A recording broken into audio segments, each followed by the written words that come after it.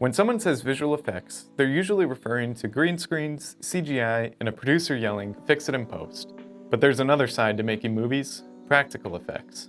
According to Webster's Dictionary, practical effects are visual effects used in filmmaking created by the use of three-dimensional models or figures.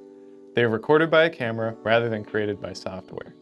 In other words, no CGI. Everything is created for real. Visual effects can be overwhelming with how much money, time, and experience goes into producing them, and for someone just starting their filmmaking journey, it can feel impossible. That's what makes practical effects so incredible. Instead of needing a giant expensive computer and the technical know-how of multiple 3D softwares, sometimes all it takes is a few props and a clever idea.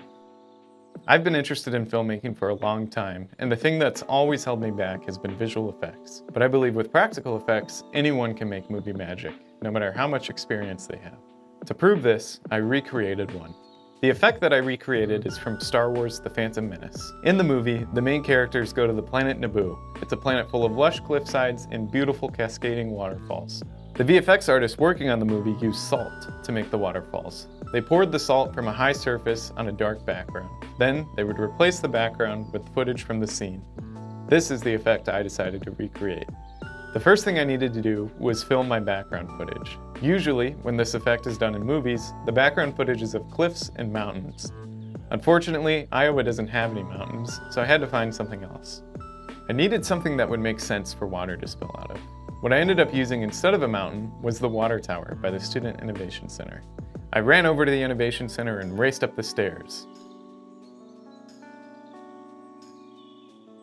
Once I had reached the top floor, I quickly realized there weren't any good angles to film the water tower from, so back down I went to find a better place to shoot.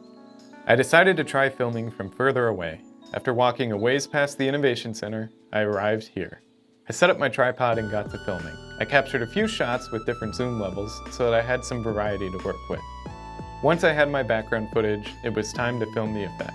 I used salt and a black tablecloth to stage the effect. Then I set up my lighting. I used a standing lamp to experiment with different lighting styles until I decided on the setup that worked best. Once everything was prepared, I started pouring the salt. It took me a few tries to learn how to pour consistently and constantly so that the stream remained unbroken. At first, I filmed the effect at 30 frames per second. After a few attempts, I decided to try filming it in slow motion. On the first attempt with slow motion, I nearly nailed the effect. A few more tries and I had struck gold.